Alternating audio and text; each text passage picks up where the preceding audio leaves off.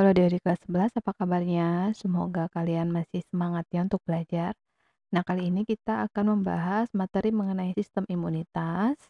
Oke, namun ini adalah seri yang pertama ya. Nanti video berikutnya penjelasan lebih lanjut untuk bagaimana sih cara kerja sistem imun kita. Nah, ini adalah pembagiannya ya. Nah, sistem imun itu kita lihat dulu fungsinya sebenarnya adalah menangkal benda asing yang masuk ke tubuh atau kalau nanti bisa masuk itu akan menghancurkan musuh ya. Sesuatu yang menjadi benda asing itu dianggap musuh oleh tubuh kita. Nah, sistem imun sendiri digolongkan atas dua hal ya adik-adik. Eh, Sistem pertahanan yang non spesifik serta spesifik. Sistem imun sendiri nanti ada yang merupakan pertahanan fisik, di sini adalah kulit yang berperan sebagai pertahanan fisik, kemudian mekanis oleh rambut dan rambut-rambut yang ada di hidung. Pertahanan kimia ini adalah pada air mata, mukus dan saliva ya. Jadi kelenjar sekret yang dihasilkan oleh beberapa kelenjar yang menjadi pertahanan kimia. Nah, pertahanan biologi yang merupakan bakteri alami ya yang ada di dalam tubuh kita. Nah, sekarang kita lihat sistem pertahanan non-spesifik itu sendiri. Mengapa disebut non-spesifik? Karena sebenarnya dia tidak membedakan jenis patogen yang masuk. Jadi, apapun yang masuk, virus, bakteri, parasit, jamur, dan lain-lain, ini nanti responnya akan sama, tidak berbeda. Non-spesifik, sistem pertahanan non-spesifik sendiri juga disebut dengan garis pertahanan pertama atau bawaan dan bersifat eksternal ya adik-adik. Nah, yang pertama di sana ada kulit. Mengapa kulit bisa berperan sebagai pertahanan pertama? Oke, dan eksternal karena kita lihat di sini susunan kulit itu ada epidermis dan lain-lain. Nah, epidermis ini tersusun atas sel yang sangat rapat. Nah, ini membuat mikroba sulit untuk menembus kulit ya. Tapi karena suatu hal, misalnya tergores, ataukah ada suatu hal sehingga kulit ini ada sedikit celah atau lubang, nah ini akan mengundang berbagai mikroba untuk masuk. Tapi jangan khawatir, ada sistem pertahanan berikutnya. Nanti kalau dari kulit dia berhasil masuk, di sana ada membran mukosa ya. Nanti yang merupakan sekresi yang berupa lendir. Nah, lendir-lendir itu yang terdapat pada organ paru-paru, saluran pencernaan, pada hidung kita, mata, telinga, bahkan juga saluran kelamin. Nah, di sini nanti seperti oke, kelenjar keringat dan kelenjar minyak, di mana pada kulit itu pH-nya sekitar 3 sampai 5 karena ada kelenjar keringat dan kelenjar minyak. Nah, ini ternyata bisa mencegah kolonisasi mikroba, sehingga juga disebut sebagai pertahanan kimiawi tadi adik-adik ya. Karena tadi pH-nya menjadi 3,5, 3 sampai 5 dan sebagainya. Nah, sebenarnya apa yang terkandung pada air mata, air liur sehingga bisa membuat bakteri ini, mati, ternyata karena ada enzim lisozim adik-adik ya, sehingga dinding sel bakteri ini bisa hancur.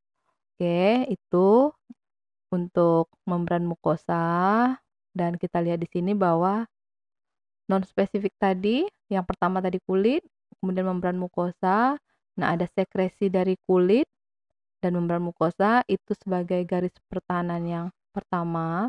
Sekarang garis pertahanan yang kedua, masih non-spesifik adik-adiknya. Di sana dilakukan oleh sel darah putih yang bersifat fagosit. Ada neutrofil, monosit, eosinofil. Nanti kita berbicara lebih lanjut, tapi di sini kita lanjutkan dulu. Selanjutnya ada sel pembunuh alami atau natural killer, ada protein antimikroba dan respon peradangan atau inflamasi ya. Nah, kita lihat di sini tadi sel fagosit itu sendiri. Oke, di sini yang paling banyak adalah 70%-nya oleh neutrofil. Nah, cara kerja neutrofil bagaimana nanti ketika ada jaringan yang terinfeksi, nanti akan ada sinyal yang dikirimkan, sinyal kimiawi yang akan menarik neutrofil untuk datang. Oke. Nah, neutrofil sendiri nanti akan memfagosit, memakan dan merusak tadi musuh yang datang. Bagaimana dengan monosit? Hanya sekitar 5%. cara kerjanya hampir sama dengan neutrofil, yang membedakannya bahwa monosit nanti akan berkembang menjadi makrofag. Makrofag sendiri sebenarnya termasuk dalam sistem imun yang spesifik ya adik-adik untuk makrofag. Ini dia makrofag, kita lihat bahwa dia merupakan sel fagosit memang yang terbesar, punya kaki semu, nanti kaki semunya ini akan melekatkan si musuh ya, mikroba yang menempel pada kaki semu. Tapi makrofag sendiri sebenarnya merupakan bagian dari eee, spesifik ya adik-adik. Nah, sekarang kita lihat untuk protein komplement, ini masih merupakan bagian dari non spesifik yang tapi sistem pertahanan kedua ya. Nanti ada 20 jenis protein komplement yang dibentuk di hati, kemudian nanti mengalir ikut aliran darah. Ketika terjadi infeksi, akan terbentuk antibodi. Nah, ini yang memacu terbentuknya protein komplement ya. Sementara protein komplement sendiri dia akan menempel pada mikroba, mengenali mikroba dengan mudah. Itu peranan yang dilakukan oleh protein komplement. Nah, berikutnya adalah respon peradangan. Jadi seperti bengkak, yang ini ya kita lihat bengkak merah, kulit memerah, kemudian kalau kita digigit nyamuk itu kulit terasa gatal, kemudian ada sensasi panas, sakit, sebenarnya terjadi proses peradangan atau inflamasi pada tubuh kita. Yang ini merupakan bagian dari sistem imunitas ya adik-adik ya.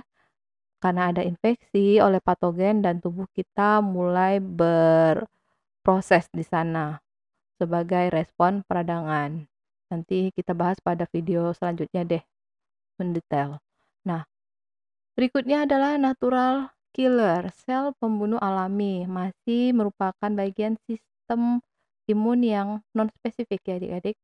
Nah, ini natural killer ini bagian dari sel darah putih yang banyak nanti dipakai untuk membunuh sel kanker ya. Sebenarnya tidak hanya sel kanker, tapi dia dapat membunuh sel kanker dan sel lain yang membahayakan tubuh. Jadi dia tidak membunuh sel-sel lain, tapi hanya sel kanker atau sel yang sudah terinfeksi oleh kanker, ya. Jadi seperti itu. Nah, tapi dia langsung bereaksi tanpa harus melakukan aktivasi. Jadi cepat cara kerjanya. Nah, membunuh sel yang terinfeksi memproduksi sitokin sehingga makrofag menjadi aktif. Dan natural killer sendiri sebenarnya adalah berperan seperti prajurit utama yang menyerang sel abnormal tadi yang bersifat patogen. Jadi sangat menguntungkan dan bisa lebih cepat cara kerjanya. Itu tadi untuk yang non spesifik. Sekarang kita masuk kepada yang spesifik sebagai garis pertahanan ketiga ya.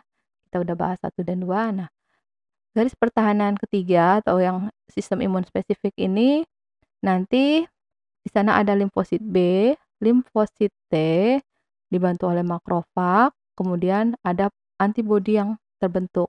Satu antigen nanti responnya untuk satu antibodi ya. Jadi satu antibodi untuk satu antigen, jenis antigen.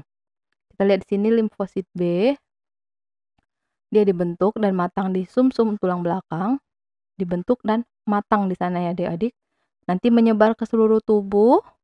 Kemudian nanti limfosit B ini sendiri bisa berubah menjadi sel plasma yang nanti kemudian menghasilkan antibodi yang khusus. Nah, limfosit B sendiri ada beberapa jenis, ada 3. Di sana ada sel B plasma, sel B memori, dan sel B pembelah. Yang sel B plasma nanti akan mensekresikan antibodi, menghasilkan. Kemudian sel B memori nanti akan mengingat antigen spesifik.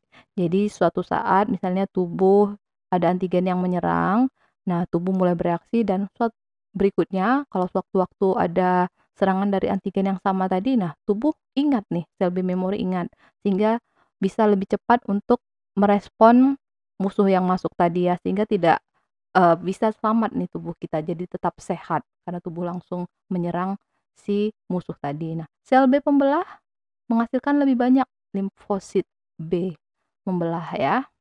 Nah, sekarang kita lihat ke limfosit T. Limfosit B, limfosit T.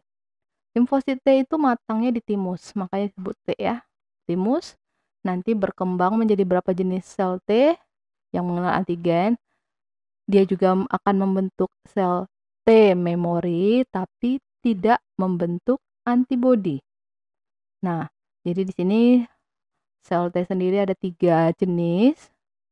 Oke, ada sel T pembantu atau helper, kemudian sel T pembunuh, killer T cell, dan nanti ada yang menekan. Kalau sudah selesai, ada sel T suppressor akan berperan di sana. Oke, kita lihat dulu sel T pembantu menstimulasi sel B, limfosit B untuk membelah. Sehingga nanti bertujuan untuk membentuk antibodi ya, dan mengaktifasi 2 jenis sel T lainnya. Kemudian mengaktifasi juga makrofag untuk bersiap-siap memfagosit patogen dan sisa-sisa sel. Sementara sel T pembunuh, dia yang akan menyerang sel tubuh yang terinfeksi. Oke, menyerang sel tubuh yang terinfeksi. Jadi sel yang tidak terinfeksi tidak diserang oleh sel T. Dan sel T suppressor, penahan, kalau semuanya sudah selesai, nah akan ada sel T yang menurunkan dan menghentikan respons sistem imun. Karena semua sudah aman, jadi dihentikan proses sistem imun tadi ya, respons sistem imun. Nah, itu tadi adik-adik mengenai sistem imun, spesifik, non-spesifik, dan spesifik, dan beberapa yang terkait di dalamnya. Nanti untuk proses lebih lanjut ada di video berikutnya ya. Semoga kalian paham. Kalau masih ada pertanyaan, silakan kalian tuliskan pertanyaan kalian pada kolom komentar ya. Kita bertemu pada materi selanjutnya. Salam.